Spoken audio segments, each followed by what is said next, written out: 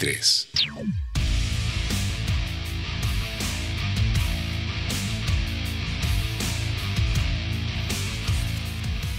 Qué difícil es para una mujer tomar una decisión que sin duda la va a marcar toda su vida. Cuando la mujer por diferentes circunstancias decide abortar, quitarse esa vida que tiene dentro. Puede ser un aborto consentido, un aborto inducido, un aborto, bueno, que la mujer lo quiere, no quiere tener ese bebé y me lo quito. Pareciera una decisión de una mujer absolutamente malvada, una decisión de un ser humano indolente, un ser humano que no tiene capacidad para amar ni a su propia sangre. Pero hay que entender las cosas en su verdadera dimensión. No todas las mujeres se embarazan en las mismas situaciones, ni son parte de los mismos sueños de realizaciones de hogar, de familia, que seguramente en los más de los casos de ustedes que nos están viendo, abundan. Vamos a hablar de esos abortos, de cuántas mujeres se practican el aborto todos los años, pero vamos a asustarnos con las cifras, definitivamente. Cerca de 80,000 abortos por año. 100,000 adolescentes se embarazan todos los años en nuestro país. Terrible, casi 300 adolescentes cada día se embarazan. Muchas de ellas toman esta decisión porque ellas mismas deciden abortar o porque la familia o el enamorado o la familia del enamorado les inducen a hacerlo. Vamos a hablar del aborto, todas sus consecuencias, porque además están los efectos psicológicos para toda una vida. Sean bienvenidos a este Hora 23, amigos de Bolivia. Buenas noches. Buenas noches, Paola. ¿Cómo estás, Víctor Hugo? Buenas noches, amigos de Hora 23. Bienvenidos a este programa de lunes 7 de noviembre, para ser exactos. Hablabas de aproximadamente 80,000 abortos al año que se realizan en Bolivia, Víctor Hugo. Esos 80,000 abortos generan la tercera causa de muerte, de mortalidad materna. Muchas mujeres mueren a causa de abortos irresponsables e ilegales. Exactamente 480 muertes por año en Bolivia.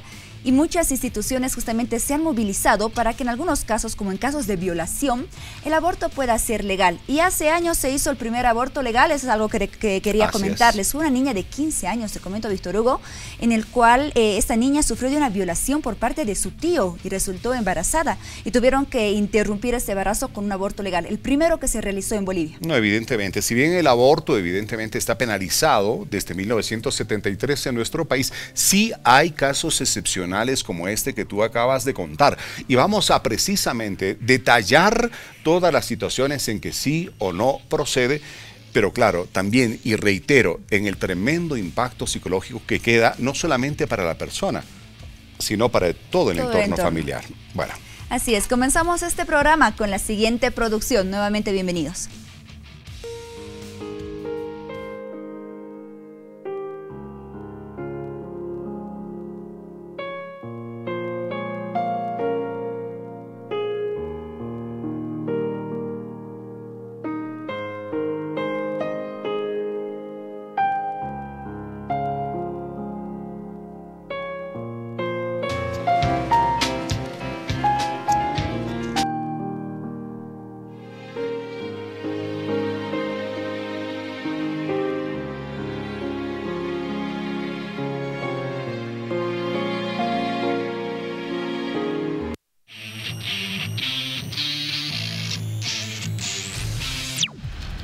Buenas noches a todas las familias bolivianas que ya nos están acompañando. Sean todos bienvenidos a este programa de lunes. Nuestro tema, una decisión, una vida, que estaremos desarrollando junto a nuestros invitados especiales. Sin duda, este es un tema controversial que han atravesado muchísimas mujeres, no solo en Bolivia, sino en todo el mundo. Y usted esta noche va a tener toda la información acerca del aborto, causas, tipos, consecuencias. Y ahora yo le quiero invitar a que participe en nuestras redes sociales, en nuestro Facebook Hora 23 y en nuestro Twitter @Hora 23, en las siguientes publicaciones.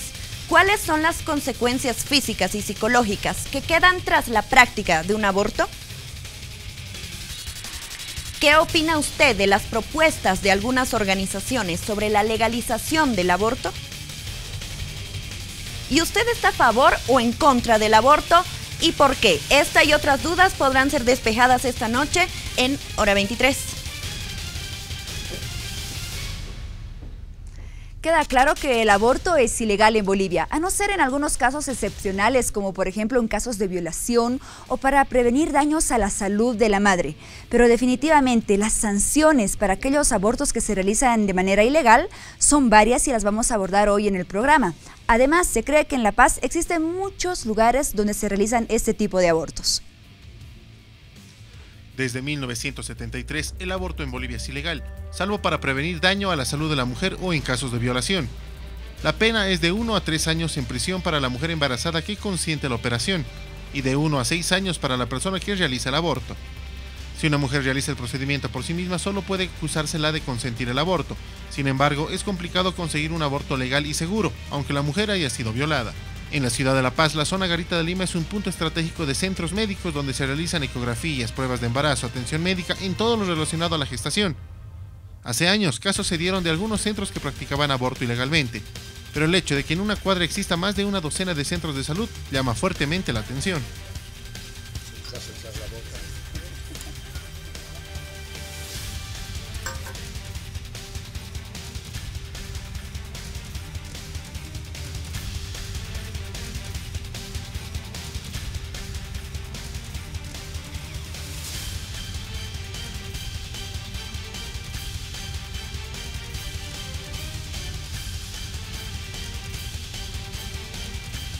Y bueno, vaya tema que estamos tocando hoy.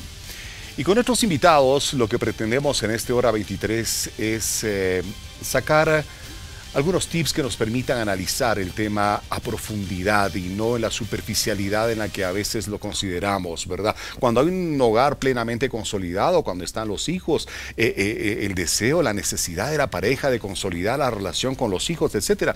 Cuando se escucha el tema del aborto en otra mujer, una vecina o una desconocida, ¡ay, pero por Dios! ¿Cómo es eso posible? Hoy vamos a analizar qué pasa por la cabeza de una mujer que está tomando esa decisión para que se den cuenta lo difícil que es en cualquiera sea de las circunstancias. Así que comenzamos a tocar el tema de hoy. Bienvenidos todos. Quiero dar la bienvenida, claro está, a nuestros invitados esta noche. Está el licenciado Rodrigo Ayo, psicólogo, no es la primera vez que nos visita, ya casi casero de la casa. Rodrigo, qué gusto tenerte en el programa, buenas noches. Un honor para mí estar aquí, gracias por la invitación. Bienvenido, Rodrigo.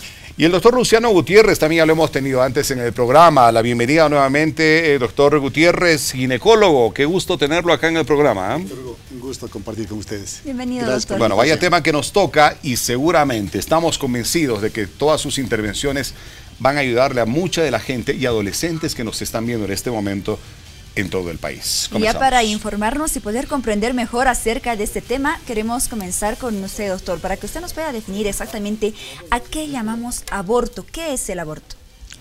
Bien, Paula. Aborto es la pérdida de la concepción o el embarazo hasta la semana 22 y que el producto tiene que pesar menos de 500 gramos. ¿Ya? Evidentemente, las estadísticas que ha leído Víctor Hugo son alarmantes cuando decimos tantos números de abortos tenemos, pero debemos decir científicamente que de 10 pacientes que se embarazan, el 20%, es decir, 2 van a tener un aborto espontáneo, porque los abortos clandestinos no se los registra. Estos son abortos espontáneos, lo que estamos hablando. Que alguno por ahí se puede filtrar como un aborto provocado, que se colocó una pastilla, que se hizo alguna maniobra y fue después a indicar al sanatorio, a la clínica, al hospital, de que es un aborto espontáneo. Pero es alarmante y preocupante la cantidad de abortos. Aquí en Chile, en Estados Unidos, que es el 20%.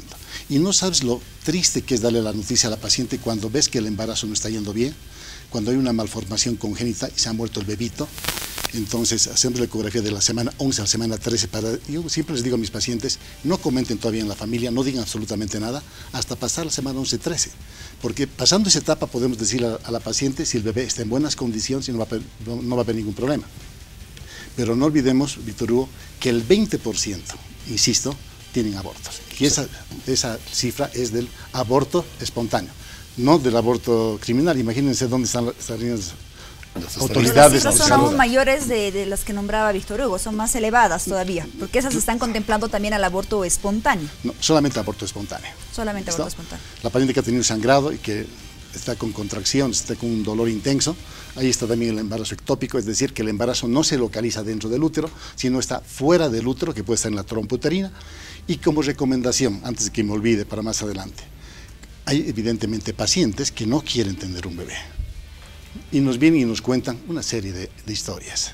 Mire, doctor, yo estaba enamorando con X, mi enamorado salió, se fue de viaje, ya tenía relaciones con X y ella quedó embarazada, ¿ya? Y ahora hágame un aborto. No. O sea, le piden realizar un aborto, y van, quizá en algunos casos inventando alguna historia que no es real también, porque finalmente lo que quieren es encontrar el argumento, el pretexto para tener el tratamiento médico. Yo quiero decirte contundentemente que yo estoy en contra del aborto. No soy partidario. Usted como médico jamás ha practicado un aborto ni lo consentiría. Evidentemente cuando la paciente está con una hemorragia, cuando puede dañar a la salud. No, es decir, no digamos de que voy a hacerle, digamos, un tratamiento porque la paciente está delicada o está enferma. En este momento no hay ninguna enfermedad que diga está contraindicado el embarazo. Dios es grande y cuando la paciente puede embarazarse es porque puede seguir adelante ese embarazo.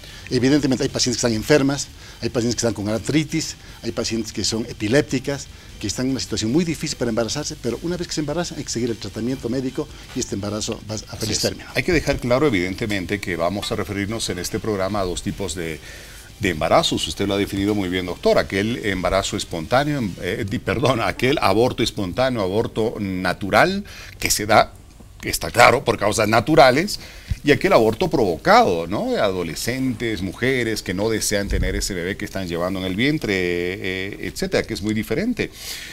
A propósito del aborto espontáneo, el aborto natural, Rodrigo, es el tipo de aborto más duro, ¿verdad? Para la mujer, para la familia, para esa pareja que está soñando con un hijo y lo está esperando y está rogando a Dios porque nazca sanito, porque nazca bien, y de repente viene el desenlace terrible. Ese bebé no ha de poder nacer vivo, no está en las condiciones para enfrentar la vida y de repente la mujer se desmorona, viene la depresión, viene hasta el sentimiento de culpa, porque claro, está en su cuerpo y le dice, algo de mi cuerpo ha fallado, que finalmente he terminado con la vida del bebé. Eso es verdad. No sé si podemos afirmar es más doloroso, porque de todas maneras creo que algo que debemos afirmar, aunque nos quieran muchas veces, no sé, endulcorar los oídos, ¿no? Endulzar los oídos, es que la pérdida es dolorosa y tiene sus efectos no solamente físicos, que bien nos puede hablar el doctor, sino también efectos psicológicos.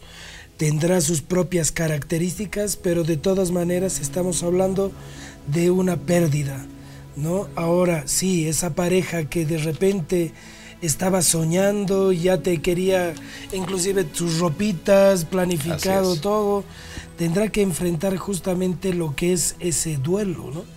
Y el duelo hay que entenderlo como ese proceso de adaptarse a vivir luego de aquella pérdida, ¿no? Tengo que aceptar que he perdido esto y que a partir de ahora tengo que vivir esta vida sin esto. Por eso muchas veces en cuanto a la etapa de duelo se dice que es muy difícil superar un duelo.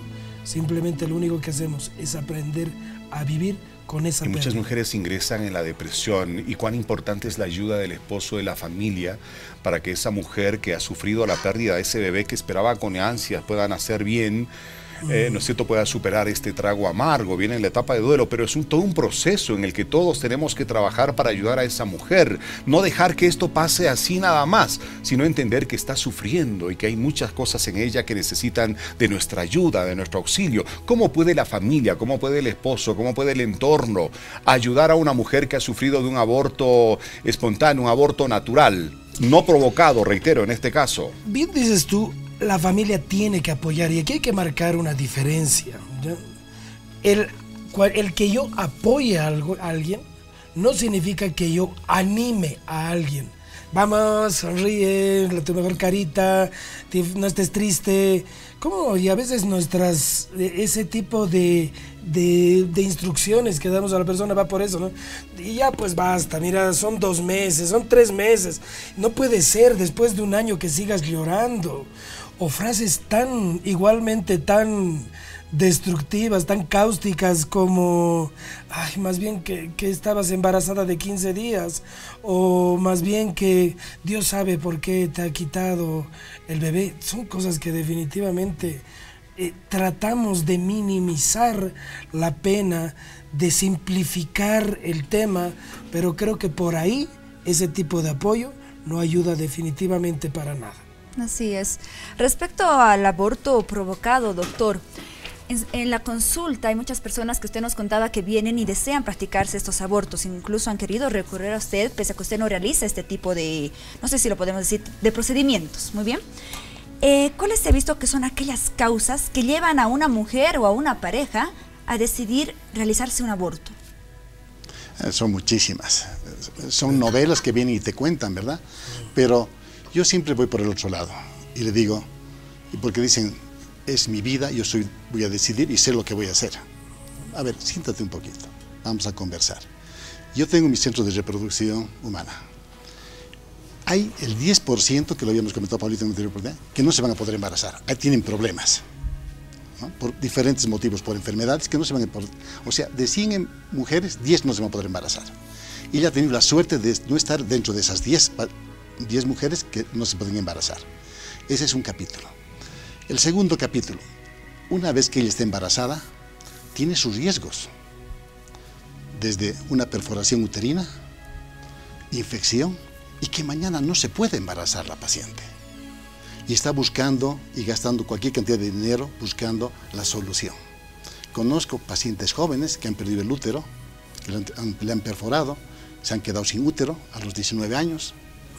¿Cómo se arrepienten esas pacientes después de haber pasado por toda esa vía crucis, ese calvario? Un dato a propósito de eso, doctor, y luego usted continúa. El 70% de todas las emergencias obstétricas que se reciben en el sistema de salud público tienen que ver con embarazos incompletos o mal hechos. La mujer va obviamente a cualquier clínica, a cualquier lugar que encuentra, abortos, embarazos, por Dios, ¿qué estoy hablando? El 70% abortos incompletos, ¿no es cierto? Porque claro, como es ilegal, van a cualquier clínica de por ahí del barrio, algún médico que conoce, un cuartito por ahí, un aborto mal hecho. 70% de las emergencias obstétricas, abortos incompletos o mal hechos en los hospitales. De hecho, decíamos que es la tercera causa de mortalidad materna, justamente, y será porque genera muchos riesgos, muchos peligros. Exacto. Entonces, nosotros hablamos con la paciente, le explicamos los riesgos, ¿no? Porque no es, en primer lugar, que es una maniobra ciegas que se hace, ¿no? Evidentemente, la tecnología ha avanzado en este aspecto, hay unas cánulas que ya no perforan, etcétera, etcétera, pero siempre existe el riesgo de que mañana ya no se pueda embarazar. Y número dos, la parte psicológica repercute bastante. Ya con los años de experiencia que tengo, evidentemente han tenido el aborto, vuelve la paciente y dice, no, creer que mi hijo hubiera tenido 10 años, creer que mi hijo hubiera tenido 20 años, van a un matrimonio, creer que mi hijo hubiese estado casando, eso no se borra. Es decir, no hay una pastillita para decir, ¿sabes qué? Se te han hecho un aborto, toma la pastillita y olvídate. Esa mujer no duerme después. Evidentemente, aparentemente está solucionando su problema, está mirando de aquí a 3 metros, pero no está mirando el final. Por eso yo me ratifico en no al aborto y no sabes cómo nos duele. Es el momento que yo no quisiera ser ginecólogo, tener que decirle, ¿sabe qué, señora? Su bebé no está yendo bien. Yo acabo de tener una señora que seguramente me está viendo y le mando un saludo, loca por tener su bebé. Ya tenemos 3 pérdidas. Y no creas que yo no sufro. Yo, mi esposa, todos subimos porque la llamaba por teléfono, que estoy consangrado, la tengo internada, está hospitalizada, y a pesar de hacer todos los esfuerzos, a veces Dios nos dice, no va este embarazo, se rompe la bolsa y se termina con un aborto incompleto. Muy duro. ¿No? Hay pacientes, en mi casuística tengo una paciente que ha tenido 19 abortos, 19 abortos espontáneos, no provocados. ¿Ya? El primer hijo tenía 21 años, ¿ya? Y andaba buscando. Entonces, cuando hicimos el tratamiento adecuado a esa paciente, no sabes lo feliz que es de tener un bebé. Y sin embargo, hay gente en el otro lado que no quiere tener bebés, que es una cosa inexplicable. No, y le comentaba yo a Paola antes de comenzar con el programa del caso de una persona muy conocida mía allá en Santa Cruz, jovencita, 17 años, ¿no? Se practica un aborto, toda su vida soñando con hijos, toda su vida soñando con formar un hogar, como todos soñamos, con los hijos, los chiquillos correteando en la casa, y hasta ahora no ha sido posible. Y han pasado muchísimos años de aquello. Evidentemente están los riesgos. Alguna gente decide ponerle un nombre a ese bebé que ha perdido cuando es un aborto espontáneo o natural, ¿no? Se llama Pedro o Angélica, qué sé yo, porque claro, finalmente ese bebé ha estado en nosotros, ha estado en la madre, además en su vientre, ha sido parte de nuestra realidad, nuestro hogar, aún en la barriguita de la madre, pero ya era parte del hogar, y deciden ponerle un nombre. ¿Cuán importante aquello? Porque definitivamente es una forma quizá también de ayudar a sostener el peso de esa desgracia. Está bien este tema del nombre y me hace pensar en alguien con el que estaba hablando esta semana, ¿no? Con la que estaba hablando esta semana. Una señora que me dijo, hace 45 años hice un aborto, ¿no? Más de 40 años que hice un aborto. Pero él tiene nombre. Yo lo recuerdo muchas veces. Y pienso en él y a veces es parte de mi vida, de mi realidad, ¿no? De todo. Y bueno, creo que ella decidió voluntariamente hacer ese aborto. Puso también en evidencia hace 40 años que las condiciones eran terribles y no creo que haya mejorado mucho cuando se habla de abortos clandestinos. Sin embargo, este tema de poder ponerle un nombre le ha ayudado y le ha permitido también asumir esa responsabilidad y poder también vivir el duelo que hoy le toca vivir. Pero doctor, lo que usted dice es cierto. Y hasta como dicen muchos autores, lo curioso es que hasta puedes ser defensor, pero no totalmente comprometido y decir pro aborto, pero de algo no vas a escapar. Y no vas a escapar de ese efecto psicológico, que no sé de qué manera se manifestará en esa mujer. Y sí, pasarán los años y ahí está. Sigue, no sé si decir la conciencia, pero pasa todavía la factura y te dice, aquí ha habido algo, aquí ha pasado algo.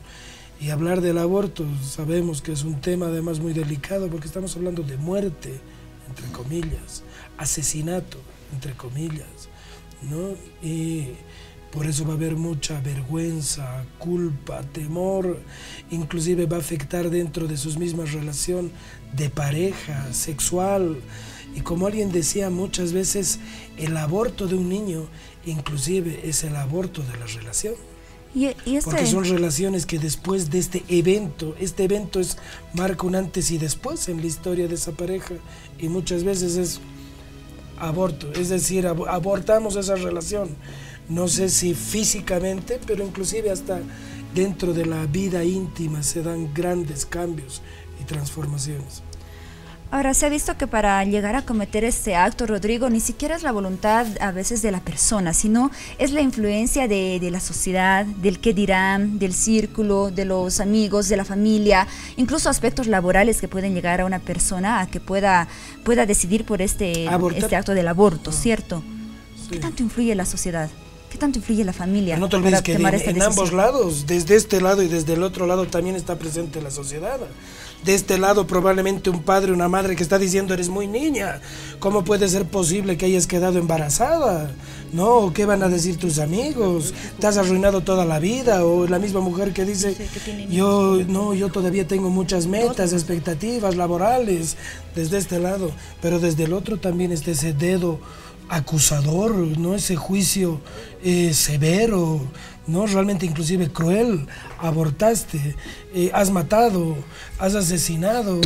Yo creo que de todas maneras me cuesta, me toca a mí como terapeuta no decir cuál de este lado, o bien o mal, porque me encuentro con ambas personas que están tanto a favor o en contra del aborto, pero creo que estamos ante una realidad. La gente aborta en Bolivia y por lo menos son más de 100 abortos diarios, y creo que aquí también yo no sé cuál es la posición del doctor, y no sé si me permiten hacer una pregunta solamente curiosa. Adelante, doctor, Rodrigo, claro que sí. Pero aquí estamos hablando de que muchas veces justamente la prohibición del aborto nos pone en una situación bastante riesgosa. Mujeres tratando de buscar qué lugarcito, en qué extraña calle y oscura de La Paz hacen un aborto, porque definitivamente personas éticas, correctas, profesionales como usted no la van a hacer. Pero de todas maneras, hoy hay esa mujer que necesita que se le haga un aborto. Y al margen de está bien o está mal, sabemos que hay gente que aborta. ¿Qué hacemos al respecto? ¿Cuál cree usted que es la solución o qué esperanza en este panorama complicado? El problema es bastante complejo, porque aquí también son políticas de salud y realmente, como tú dices, a veces la partera, a veces la amiga y está indicando medicamentos para que tome para la paciente. Yo recuerdo mis épocas de interno en la maternidad Germán Urquidi en Cochabamba, del colgador de alambre, colgador ¿cómo se llama? El colgador. Colgador de ropa. Colgador de ropa. Lo había deshecho el colgador y se colocaba en la vagina, ¿no? Entonces, cosa que llegara a la emergencia, estoy sangrando, no, y el embarazo estaba íntegro, pero ya se había lastimado la vagina. Evidentemente hay muchos procedimientos y el tema realmente es muy complejo porque los abortos clandestinos no los podemos detectar. Yo que sepa, no hay un médico ginecólogo que haya entrado a la cárcel por haber cometido un aborto. Claro. ¿No? Lo saben hacer muy bien, lo saben hacer muy disimuladamente y no se ha dado esta situación. El problema es una paciente que está embarazada y uno le pide, si yo le hago un aborto, yo soy un criminal. Claro. Yo no dormiría, cree que he matado a este bebé. No, y además, de acuerdo a la ley, si acaso usted es sorprendido, de 1 a 6 años en la cárcel, y la mujer de 1 a 3 años, de acuerdo al artículo 266 del Código Penal. Eso es así, ¿no? Pero en muchas partes del mundo se conocen entre las mismas amigas, ¿no? Tal lugar hacen los abortos y lo hacen bien y demás, y eso es difícil controlar y saber dónde es. Sé que han intentado, yo cuando trabajaba en la policía boliviana, intentaron ir una disfrazada, una subteniente, como paciente, entrar a un consultorio X y decir que está embarazada, pero no prosperó eso porque al final de cuentas no se sometió a la intervención. Pero doctor, quizá cambio la pregunta. Nos guste o no, estemos a favor o no, la gente aborta hoy. Y lo que yo digo, ¿cuál es la solución a esto? Porque mientras esto no sea legal, las mujeres se están exponiendo justamente a que sea la tercera causa de... No, y es precisamente que las organizaciones, y vamos en el siguiente bloque a responder esa tu pregunta, Rodrigo, porque sí es importante, evidentemente, las organizaciones que promueven que se cambie esa dura legislación en los países que sanciona, penaliza el aborto, se respaldan precisamente las estadísticas de muertes. La tercera causa de muerte, el aborto, ¿no es cierto?, que se hace en estos lugarcitos prohibidos, ilegales, ¿no es cierto? Y dicen, no, si fuera legal, ¿no es cierto?, en los hospitales públicos y demás, con todos los recursos técnicos y profesionales humanos necesarios, se practicarían abortos que pongan en menos riesgo la vida de las mujeres que desean abortar. Pero bueno, es un tema para el debate. Lo tenemos para el siguiente bloque. ¿Cómo resolverlo? Buena pregunta, así que vamos a esperar después del corte. Estaremos hablando también del aborto legal, por ejemplo, en casos de violaciones. ¿Qué opinan nuestros profesionales al respecto? Eso y más en el segundo bloque de Hora 23. Vamos con Mariel en las redes sociales. En este tema tan importante, las personas están participando en nuestras redes sociales. Jesús Benjamín nos escribe desde La Paz y nos dice: la principal causa para luchar contra el aborto es pensar que nuestras madres eligieron dar vida y tenernos. Nada más pensar que pudimos ser abortados me causa terror. Oscar Gutiérrez nos dice: sí es lindo dar vida, pero cuando es adolescente o por una violación, en esos casos necesitas mucha ayuda familiar y ayuda psicológica para poder salir adelante. Muchas gracias por su participación. Sigan haciéndolo en nuestro Facebook Hora 23 y en nuestro Twitter @Hora 23. Aguárdenos unos minutos y ya regresamos con más del tema.